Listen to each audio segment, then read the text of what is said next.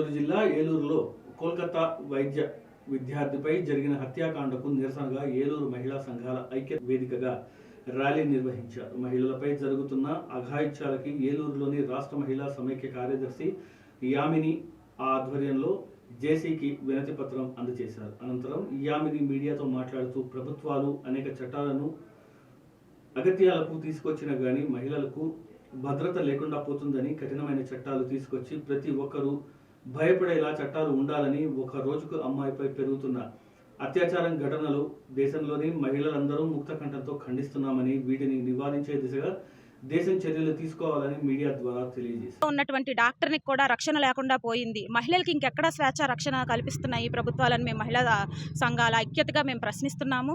అలాగే ఒక డాక్టర్ విషయంలోనే కాకుండా ఉయ్యాల్లో ఉన్న పసికందుల దగ్గర నుంచి కాలేజీ స్కూళ్ళు చదువుతున్న పిల్లల దగ్గర నుంచి ఉద్యోగాలు చేస్తున్న మహిళలు, అలాగే 45 సంవత్సరాలు ఉండి ఇంటిలో ఉంటున్న మహిళలకు కూడా రక్షణ లేకుండా పోయింది. ఇంకా మహిళలు ఈ దేశంలో స్వేచ్ఛగా ఎక్కడ బతకాలి అని మేము మహిళా సంఘాల ఐక్యవేదికగా ప్రశ్నిస్తున్నాం. మహిళలకు రక్షణ కల్పిస్తున్నాము, రిజర్వేషన్ కల్పిస్తున్నాము, స్వేచ్ఛనిస్తున్నాము అని ప్రభుత్వాలు గొప్పగా చెప్పుకుంటున్నాయి. కానీ ఈ రోజు రోడ్డు మీద తిరగడానికి కానీ, ఇంటిలో ఉండటానికి కానీ, పనిచేసే దగ్గర కానీ ఎక్కడా కూడా మహిళలకు అనేది స్వేచ్ఛన రక్షణ లేకుండా పోయింది. ఇలాంటి విధ్వంసాలు అనర్థాలు జరిగినప్పుడు ఒక్కొక్క చట్టాన్ని ప్రభుత్వాలు అమల్లోకి తీసుకొస్తున్నవి కఠినంగా అయితే లేవు. అందువలనే ఇలాంటివి ఎక్కువైపోతున్నాయి దాడులు అనేది మేము ఖచ్చితంగా చెప్తున్నాము.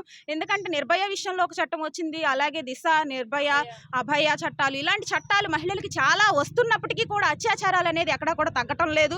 ఎందుకు తగ్గటం లేదు అంటే ఖచ్చితమైన శిక్షలు కఠినంగా అమలుపరిచిన రోజు మాత్రమే ఇలాంటివన్నీ కూడా ఒక వ్యక్తి తప్పు చేయడానికి ఆలోచిస్తాడు. ఆ ఆలోచన విషయ జ్ఞానం అనేది శిక్షల అమల్లో లేకపోవటం వల్ల మాత్రమే పెరిగిపోతున్నాయి అని చెప్పి మీడియా సందర్భంగా మేము తెలియజేస్తున్నాము.